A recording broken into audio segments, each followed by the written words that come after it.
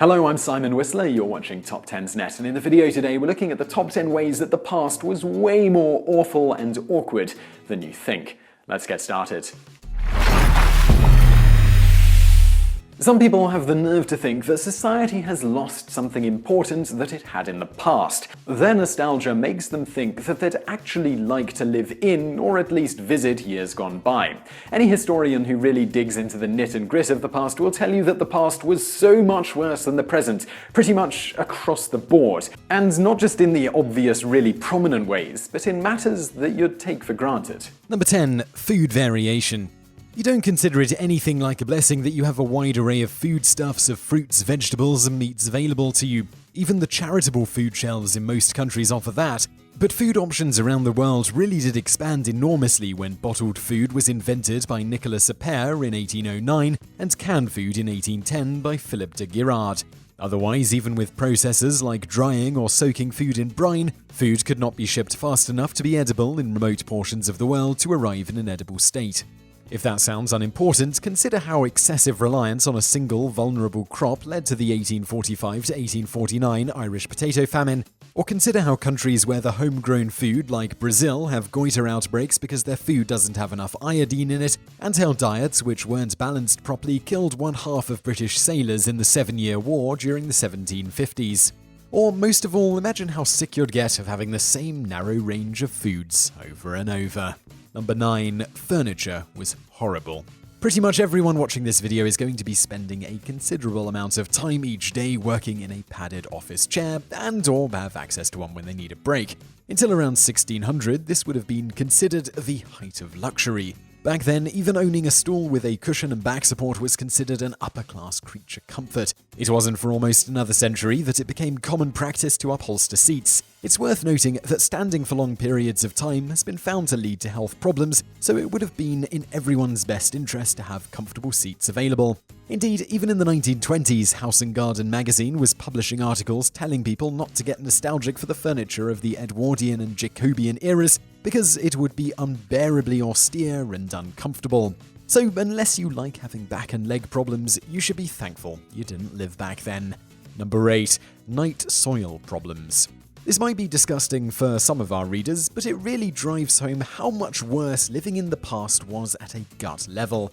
Before universal plumbing, the collection of feces required people to come by every once in a while, but still way too often, and haul it out. A 1907 government investigation found that in the UK city of Hull, the procedure was for the crewmen to walk through the house, put the stuff muck into a tub, and then carry it through the house, usually while the family was at breakfast. Since this was a naturally expensive service, many homeowners and businesses would hesitate to pay for it until it was too late, and areas below houses would sometimes fill up with so much of the stuff that it tainted the surrounding water supplies and contributed to health epidemics. For the night soil men, one of the names for the sanitation workers who did the job, it was dangerous as well as disgusting work for fear of being incinerated by ignited methane.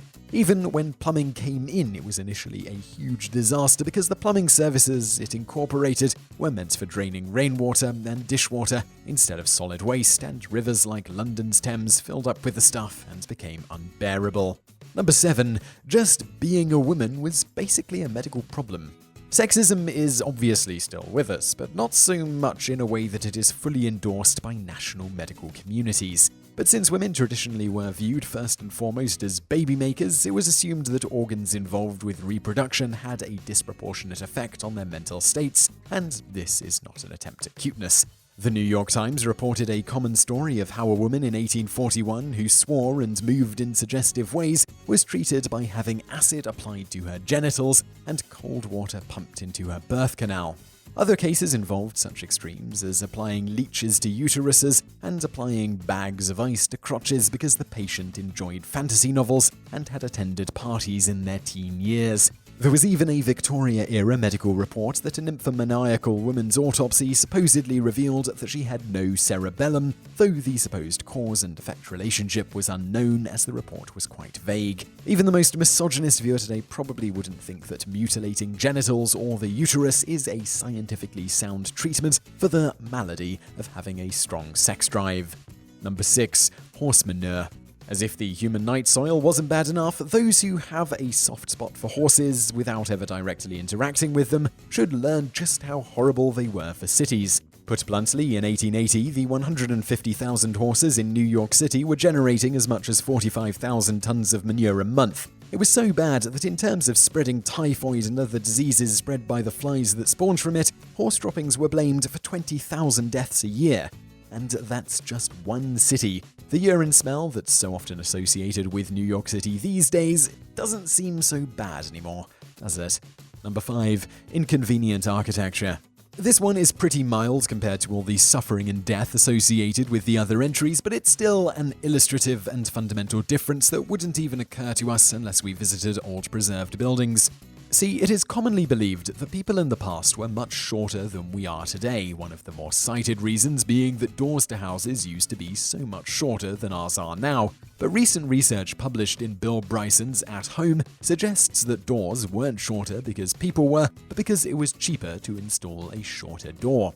It was similar to how windows in homes used to be much narrower and less frequent because windows were expensive investments. Even a deeply impoverished person living in a trailer park today will probably not think of a door tall enough that they don't have to duck their head to walk into their home as luxury spending.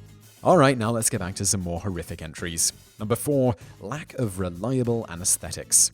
Since 1999, research has indicated that people derive more agony from anticipating pain than they do from actually being injured. So imagine how horrible it was for people to know weeks in advance that a major operation was going to be performed on them. Simply put, in ancient history, no hard evidence has surfaced of an equivalent to anesthesia being used, from tooth extractions to brain surgery. The natural fear of the surgery meant that it was much less used, so much so that over the course of 20 years, the Massachusetts General Hospital performed barely one surgery a month until anesthetics came in during the mid-1840s. Those who did without, such as Lucy Thurston, who had a mastectomy in 1855 and was not anesthetized, wrote an account almost too painful to read. Such details as her tissue being so tough that it tired the doctor's hand to cut through it really do stand out. Thankfully, these days we don't have to worry nearly so much about the procedure of being operated on. Number 3. Entire families shared a bed. In October 2015, it became national news that an entire Texas family slept in an immense bed. It was felt that such parents must either be unhealthily smothering their children or that something indecent was going on there. In the past, however, that sort of arrangement would have been considered pretty normal. It was common practice during the medieval era for the entire family to just put down some straw in the hall with a blanket over it, then all sleep together, which is an uncomfortable notion in pretty much every sense. Even into the 1880s, plenty of tenant homes had families of as many as 11 sleeping in the same room just because of the dearth of affordable living space. Number 2. Constant crisis-level pollution. People in Western countries have been appalled at how badly polluted cities in China have become, but in Victorian London, that was just the order of the day. The amount of soot was so bad that the upper classes, who could afford it, had to wash their hands extra times each day. In Regent's Park, even people that did no hard labour could expect to see clothes go from white to black in mere days. London was hardly unique in that. In coal mining regions of Germany, pollution was so bad that in the 1930s, a regional school was closed for 18 months until it cleared up. Hopefully, this historical precedent indicates that change for the better is coming for China, though it will likely be a long and difficult process. Number 1. Regular famines. Imagine living life where the deaths of millions of people in the most powerful countries is practically routine, that you knew within 5 to 10 years it was almost guaranteed that people in your neighborhood would starve to death. That was the fate facing peasants in Tsarist Russia prior to the 20th century. In the British Empire during the 19th century, there was a 70-year stretch where every 6 years there was another major famine. Just one of those, the 1899 famine, killed 5 million people in India. Europe was for centuries hit by one every 10 years. Further, bear in mind that often the cause of famine didn't need to be shortage of food brought about by failing crops, as it often isn't now. Wars were very big contributors to famines since they took away many able-bodied people from the farms, shipping routes, and all other aspects of putting food on people's tables, and battles frequently destroyed farming countrysides, like during the 30 Years' War. How much worse would the famines that occur in Africa be if all the countries that might provide them aid were experiencing famines too? So I hope I've prevented all of you with time machines from wanting to visit the past. If you did like this video, please do give us a like below, it helps out. And don't forget to subscribe for other great videos just like this 7 days a week. And over there on the right are a couple of other historical videos you'll probably like if you enjoyed this video. One is the top 10 worst corporal punishments, and below that we've got the top 10 evil historical figures who were too evil for the history books. So be sure to check those out, be sure to subscribe, be sure to like, and thank you for watching.